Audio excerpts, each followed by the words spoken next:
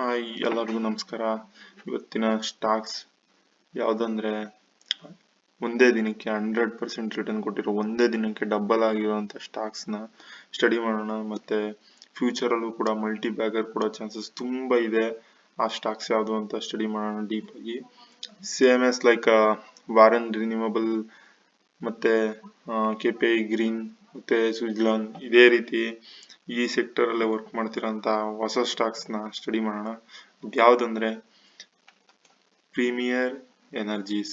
ನೋಡಿ, ಒಂದೇ ದಿನ ನಿಯರ್ಲಿ 100% ಮೀನ್ಸ್ 94% ಟ್ರೇಡ್ ಆಗ್ತಿದೆ. ಈಗ ಈ 990ಗೆ ನೀವು ಗೇಜ್ ಮಾಡಿದ್ರೆ 100% ರಿಟರ್ನ್ ಕೊಟ್ಟಿದೆ.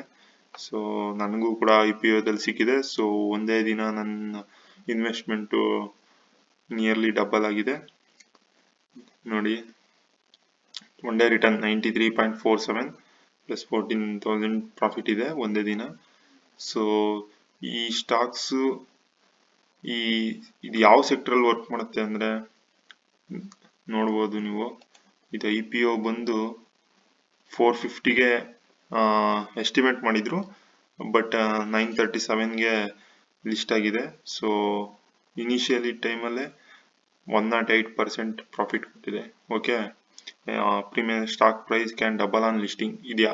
ಇದು ಫ್ಯೂಚರ್ಗೂ ಕೂಡ ಈಗಲೂ ಕೂಡ ಇದನ್ನ ಬೈ ಮಾಡ್ಬೋದಾ ಅಂತ ಕೇಳಿದ್ರೆ ಒಂದ್ ಸ್ವಲ್ಪ ಡೌನ್ ಆಗೋ ಚಾನ್ಸಸ್, ಡೌನ್ ಟ್ರೆಂಡ್ ಅಲ್ಲಿ ಹೋಗ್ತಾ ಇದೆ. ಸೊ ಇದು ಕಾನ್ಸ್ಟೆಂಟ್ ಆದ್ರೆ ಎನಿವೇ ಇದು ಲಾಂಗ್ ಟರ್ಮ್ ಆದ್ರೆ ಇವಾಗ್ಲೂ ಬೈ ಮಾಡ್ಬೋದು. ಮತ್ತೆ ಇದು ಯಾವ ಸೆಕ್ಟರ್ ಅಲ್ಲಿ ವರ್ಕ್ ಮಾಡುತ್ತೆ, ಇದ್ರ ಬಗ್ಗೆ ಹೆಂಗೆ ಫ್ಯೂಚರ್ ಹೆಂಗ್ ಹೋಗುತ್ತೆ ಅಂತ ಸ್ಟಡಿ ಮಾಡಕ್ ಬಂದ್ರೆ ನೋಡಿ, ಫಸ್ಟ್ ಅಬೌಟ್ ಅಲ್ಲಿ ನೋಡಿದ್ರೆ ಇದು 1995 ಅಲ್ಲಿ ಲಿಸ್ಟ್ ಆಗಿದೆ. ಇದು solar cells, solar panels. Anyway solar panels ಮತ್ತೆ ಸೋಲಾರ್ ಸೆಲ್ಸ್ ಮಾಡೋ ಅಂತ ಕಂಪ್ನಿಗಳು ಈಗ ಸಿಕ್ಕಾಬಟ್ಟೆ ಬೂಮಿಂಗ್ ಅಲ್ಲಿ ಇದೆ. ಇದು ಮತ್ತೆ ನೋಡ್ಬೋದು ನೀವು, Indian second largest integrated solar cell and solar model manufacturer. Okay, ಇದು ಸೆಕೆಂಡ್ ಪ್ಲೇಸ್ ಅಲ್ಲಿ ಇದೆ. ಅಂದ್ರೆ ಎನಿವೇ ಇದು ಗ್ರೋತಿಂಗ್ ತುಂಬಾ ಚೆನ್ನಾಗಿರುತ್ತೆ. ಮತ್ತೆ ಇದ್ರ ಇಂಡಸ್ಟ್ರಿ PE ಬಂದು 56, ಅಟ್ ಪ್ರೆಸೆಂಟ್ ಅಲ್ಲಿ 87 ಇದೆ. ಸೊ ಇದೇನು ತುಂಬಾ ಜಾಸ್ತಿ ಅಂತ ಅನ್ನಿಸ್ತಾ ಇಲ್ಲ, ಯಾಕಂದ್ರೆ ಈ ಸೆಕ್ಟರ್ ಅಲ್ಲಿ ತುಂಬಾ ಹೈ ಗ್ರೋತ್ ಇದೆ. ಸೊ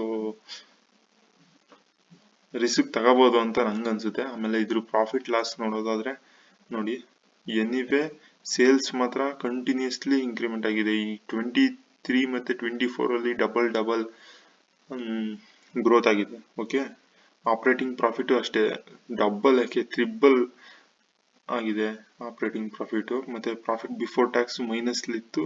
ಈಗ ಈ ಇಯರ್ ಅಲ್ಲಿ ತುಂಬಾ ಒಳ್ಳೆ ಗ್ರೋತ್ ಕೊಟ್ಟಿದೆ ಪ್ರಾಫಿಟ್ ಬಿಫೋರ್ ಟ್ಯಾಕ್ಸ್ ಅಲ್ವೇ. ಓಕೆ, ನೀವು ನೆಕ್ಸ್ಟ್ ಬಂದು ಇವತ್ತು ಲಿಸ್ಟ್ ಆಗಿರೋದ್ರಿಂದ ಇದು ಕಂಪ್ನಿದು ಪ್ರೊಫೈಲ್ ನೋಡೋದಾದ್ರೆ ನೋಡಿ, 2011 ಅಲ್ಲಿ ಇಷ್ಟಿತ್ತು, 100 ಮೆಗಾವ್ಯಾಟ್ ಇತ್ತು. 2017ಗೆ 370 ಮೆಗಾವ್ಯಾಟ್ಗೆ ಇನ್ಕ್ರೀಸ್ ಮಾಡಿದ್ದಾರೆ. 2021ಗೆ 750, 2022ಗೆ ಎನಿವೇ ಇದೂನು ಗ್ರೋತ್ ಆಗಿದೆ. ಓಕೆ, ಇಯರ್ ಟು ಇಯರ್ ಒಳ್ಳೆ ಗ್ರೋತ್ ಆಗ್ತಾ ಇದೆ. ಮತ್ತೆ ನೆಕ್ಸ್ಟ್ ಬಂದ್ರೆ ಇದಕ್ಕೆ ಕಾಂಪಿಟೇಟರ್ ಬಂದು ವೆಬ್ಸೋಲ್ ಮತ್ತೆ ವ್ಯಾರೆಗ್ರೀನ್ ಇನ್ನೂ ಲಿಸ್ಟ್ ಆಗಿಲ್ಲ. ವೆಬ್ಸೋಲ್ ಅದು ಕೂಡ ನೋಡಿ, ಇದು ಲಾಸ್ ಅಲ್ಲಿ ಹೋಗ್ತಾ ಇದ್ರು ಇದಕ್ಕೆ ಪ್ರೈಸ್ ಹೆಂಗೆ ಇನ್ವೆಸ್ಟ್ಮೆಂಟ್ ಮಾಡಿದ್ದಾರೆ ಅಂದ್ರೆ ನೋಡಿ, ಮಾರ್ಚ್ ಅಲ್ಲೂ ನೆಗೆಟಿವ್ ಇದೆ. ಇಯರ್ ಲಿಟ್ಲ್ ಬಿಟ್ ಅಪ್ ಇದೆ ಅಷ್ಟೇ. Operating profit before tax still negative ಇದೆ. ಬಟ್ ನೀವು ಇದನ್ನ ಚಾರ್ಟ್ ನೋಡಿ, ಇದಕ್ಕೆ ಹೆಂಗೆ ವ್ಯಾಲ್ಯೂ ಕೊಟ್ಟಿದ್ದಾರೆ ಅಂದ್ರೆ ನೋಡಿ, 2024 ಈ ಇಯರ್ ಇಂದ 200 ರೂಪೀಸ್ ಟ್ರೇಡ್ ಆಗ್ತಾ ಇತ್ತು. ಈಗ ಪಾಸಿಟಿವ್ ಬರ್ತಾ ಇದೆ ಅಂತ ನೋಡಿ, 200 ಇದ್ದದ್ದು 1000 ರೂಪೀಸ್ಗೆ ಟ್ರೇಡ್ ಆಗ್ತದೆ. ಓಕೆ, ಸೊ ನೆಗೆಟಿವ್ ಇದ್ರೂ ಈ ತರ ಇನ್ವೆಸ್ಟ್ಮೆಂಟ್ ಮಾಡ್ತಾ ಇದಾರೆ ಅಂದ್ರೆ ಇದು ಪ್ರೀಮಿಯರ್ ಎನರ್ಜಿ ಪಾಸಿಟಿವ್ ಇದೆ, ಒಳ್ಳೆ ಕಂಪ್ನಿ, ಫ್ಯೂಚರ್ ಅಲ್ಲೂ ಗ್ರೋತ್ ಇದೆ, ಸೆಕ್ಟರ್ ಚೆನ್ನಾಗಿದೆ. ಸೊ ನನ್ನ ಅಭಿಪ್ರಾಯ ಕೇಳಿದ್ರೆ ಇದು ಲಾಂಗ್ ಟರ್ಮ್ಗೆ ತುಂಬಾ ಹೋಲ್ಡ್ ಮಾಡಬಹುದು. ಇದ್ರ ಜೊತೆಗೆ ವ್ಯಾರನ್ ಎನರ್ಜಿ ಬೇರೆ ಎನರ್ಜಿ ಇನ್ನೂ ಲಿಸ್ಟ್ ಆಗಿಲ್ಲ, ಅದು IPO ಬರುತ್ತೆ. ಸೊ ಅದನ್ನು ಮಿಸ್ ಮಾಡ್ಕೋಬೇಡಿ, ಅದನ್ನು ಅಪ್ಲೈ ಮಾಡಿ.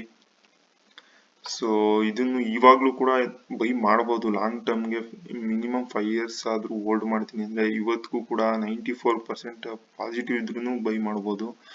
ಸೊ ಇದೇ ರೀತಿ ನಿಮ್ಗೆ ಅಪ್ಡೇಟ್ಸ್ ಬೇಕು ಅಂದ್ರೆ ದಯವಿಟ್ಟು ಈ ಚಾನಲ್ನ ಸಬ್ಸ್ಕ್ರೈಬ್ ಮಾಡಿ, ಮತ್ತೆ ಈ ವಿಡಿಯೋ ಇಷ್ಟ ಆಗಿದೆ ಲೈಕ್ ಮಾಡಿ. ನಿಮಗೆ ಬೇರೆ ಸ್ಟಾಕ್ಸ್ ಬಗ್ಗೆ ಮತ್ತೆ ಇದೇ ರೀತಿ IPOs ಬಗ್ಗೆ ಇನ್ಫಾರ್ಮೇಶನ್ ಬೇಕು ಅಂದ್ರೆ ಕಮೆಂಟ್ಸ್ ಅಲ್ಲಿ ತಿಳಿಸಿ. ಓಕೆ, ನಿಮ್ಗೆ ಏನೇ ಅಭಿಪ್ರಾಯ ಇದ್ರೂ ಕಮೆಂಟ್ ಮಾಡಿ. Thank you.